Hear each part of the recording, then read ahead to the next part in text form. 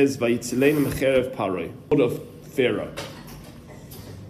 So it says like this: Moshe Rabbeinu haya koichoi gadol b'yosem ha'kol. Moses' strength was very pronounced and one of the strongest individuals. What does it mean? He was strong. We saw that he was even unaffected by weapons. There's some comic. What is this? Like we picture Moses coming down with the luchos, but do we picture him with some special force field or some X-Men type of capabilities? But we see that weapons didn't have a dominion over Moses. Okay, Rashi tells us a scenario. What happened was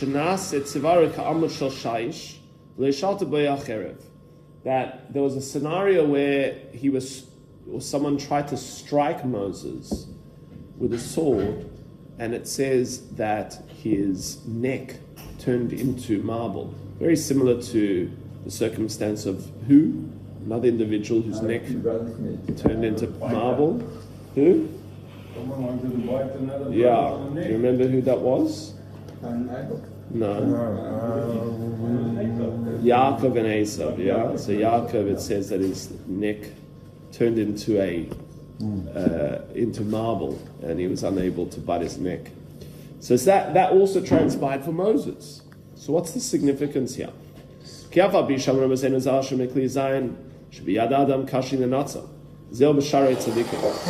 says, even though the Torah tells us, and the rabbis say, it's impossible, even whatever great tzaddik you are, if a person has a weapon in their hands, it's almost impossible. If they're trying to, kill you, God forbid. How do you get saved from that? There's stories of the Ger Rebbe in the Holocaust surviving after a bullet was fired at him, and he was able to move out of place, some Matrix style movement. But here we see that it's generally not the case. If you're a tzaddik, and no matter how much of a tzaddik you are, if someone's shooting a gun at you, it's almost impossible to avoid. Hashem's not going to just create some hole there to protect you. Why not? Right, that's the point. Why not? But Moses was that why not. Moses was able to be protected. And the question is why. It says that Moshe was Gadol Mukolam. Haya yachol gam az levatel atzmei karui afilu k'sha'amdu alav b'nei adam hargoi im acherev. This is the secret. This is the secret, and it's a secret for life. What are you meant to do when you are being attacked? Now, not only are you being attacked, God forbid, on the street where there's a tzotzi. Now that's a very different scenario. Yeah, very different scenario, but it's going to be applied. Let's say you're having a fight with someone, God forbid. Yeah, let's say, either you're having an argument with your spouse, or with a work colleague, or with a person who's driving in the street. It might be a taxi. Whatever the scenario is, it feels like there's some aggressive behavior towards you. Now, how do you get saved from that? Meaning, how do you emerge that you haven't been affected, that it doesn't hurt you, that it doesn't affect you? What are you meant to do? So it says, Moses' ultimate strength was that he was able to nullify himself. He was able to completely nullify himself, even when there was a scenario of someone attacking him. Now, what does that mean? Well, if you think about it, in our own lives, when someone attacks you, what happens is your ego starts to become inflamed, and you're defensive, and you're aggressive back. But the ultimate energy to avoid any form of effect or continuation of that weaponry that's been engaged upon you is to nullify yourself. It's like you see it in a dog. When a dog feels threatened, they just roll over on their back and they put their legs in the air. Nullify themselves. So let's see. Does that mean is that what it means? That you just roll over, put your legs up? I'm sure that if you did that to you in the streets, they're attacking you, God forbid, and you rolled over and just put your legs up. I'm sure they would be very, very concerned, and that would help. They would potentially run away. Well, they'll be stunned. Exactly. So he says here,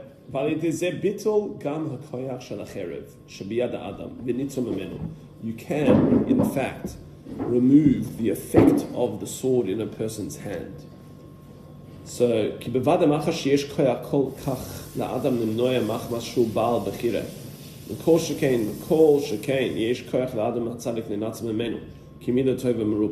so again, if you think about this energy force, it's quite a skill to be able to do that. Right, it's a massive skill to be able to say, sure, let me not be reactive, let me not engage with this particular energy, let me just completely reset myself and allow myself to be diffused, and just to be cognizant of Einoid Milvadoi, that there's nothing other than Hashem in this moment, and whatever's transpiring is transpiring, but I'm able to reset. Because what happens when you reset in that moment is nothing really for that energy to latch onto. There's nothing really for that energy to become aggressive to. And it's almost like, the person's punching at a ghost, and is just going through that energy. And we're learning here a fundamental principle again, that in life, if a person lives in a state of hispatlus, if a person lives in a state of I let go, whatever the stress that they're experiencing in life is, it doesn't have to be a physical altercation with a person. It might just be that you're just feeling that there's a sword that life is holding against you. So what is the modality that you're experiencing in that moment? How do you approach life? So do you approach life with your fists drawn, or do you approach life, as you said there, Clive, like a dog that rolls over and just says, Hashem, I'm nullified to you. I live in a state of nullification. I live in a state of complete, I give myself to you. And that is really, if you think about the significance of the marble, it could use any other type of terminology or any other type of material. Why does it say marble? Say steel, say some type of metal that's impenetrable. What's marble? So what's unique about marble is that it's not makabel tuma. It doesn't absorb impurity.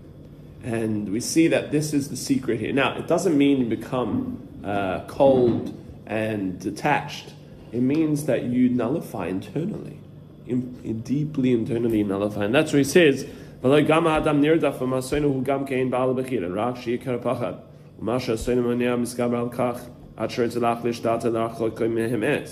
he says, the biggest stress that a person should feel is that when you are stressed, you're going to focus on this particularized issue,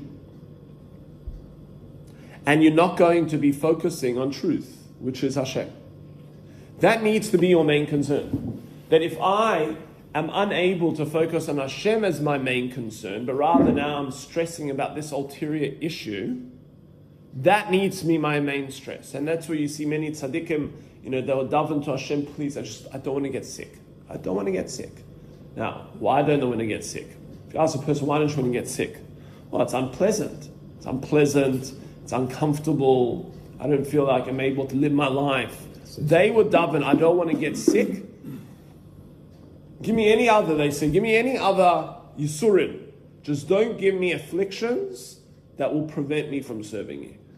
My greatest concern is that I'm unable to study Torah, I'm unable to be focused on you, I'm unable to be connected to you. That's my greatest concern. And when a person says, that is my greatest concern, but if I'm able to nullify myself and say, Hashem, you are always my concern.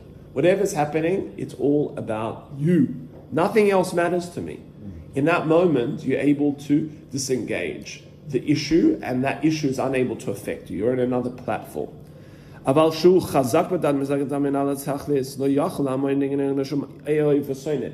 you have this focus constantly, if you have this approach constantly, where the individual is focused on that level to say, this is all I am worried about, nothing other.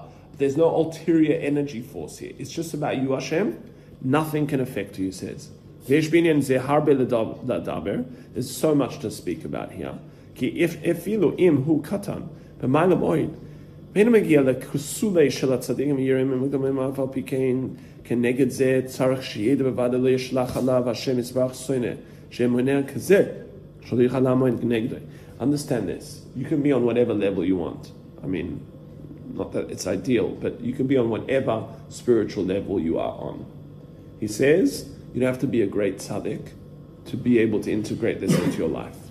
If you're able to come along and say, whatever I'm doing in my life, I want to do for you and I want to be connected to you, Hashem can send you whatever soine, whatever hatred on an external level in this world, whatever stresses in this world.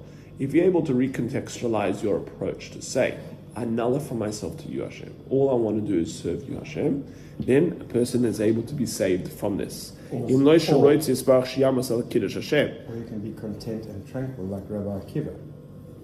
Well, that's really what it is, where a person is able, see again, what is the pain that a person experiences through this stress is they're unable to create an equilibrium of focus. They're unable to reach their homeostasis. They're unable to stay in a unified space of focus. Now, you've got this stress, that stress, all these different stresses, and this person might be adding to it.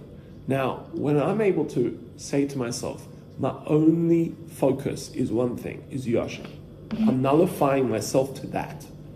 However, I'm able to deal with all of these other scenarios, but this is not my focus. I'm not interested in anything else, really. It's not going to take my essence away. My essence is yours, Hashem. And I nullify myself in that way, then what happens is everything else falls away. Everything else is just a smokescreen that will start to dissipate. And that's where he concludes to say, V'aloi, Chazem merutza kol achad miYisrael, V'al al pi roiv, ורק ניסיין המשחזק למד באמס ולמוניו לא ייפול בדעת מחמס הסוינים שהוא חזק בדעתו חזק מצדק תאמין לתכלס בוודאי יוכל לעמוד כנגדם. Unbelievable.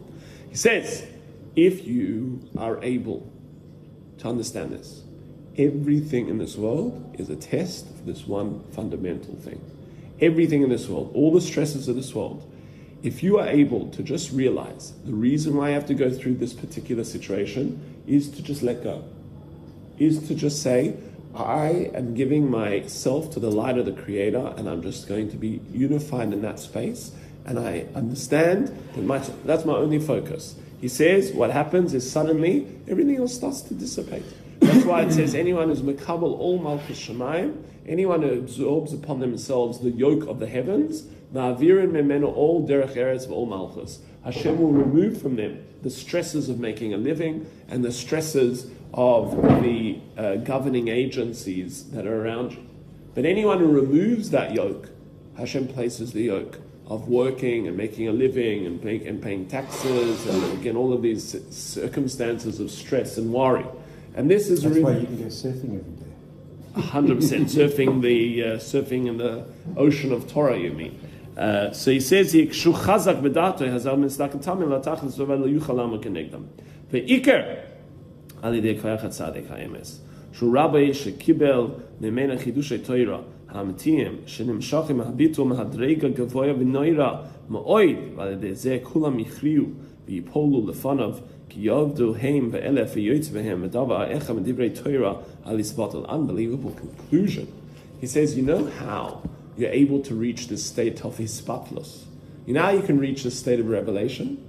Is if you're able to get novel Torah ideas from your spiritual tzaddik that exists, this righteous energy force, that they themselves have reached a state of nullification where they become a conduit of energy flow, of spiritual energy into this world, where that is the uniqueness of the Torah that comes out. And one of the beautiful elements about learning Rabbi Nachman is he was so nullified that the Torah energy forces that came through him are so relevant and so deeply intertwined with our reality of life that it feels like a chiddush. You walk out and you're like, sure, I'm floating on cloud 9 with this energy force because It's just come from that state of hisbatnus. You know, someone asked me the other day, why do I have to say Tehillim for sick people?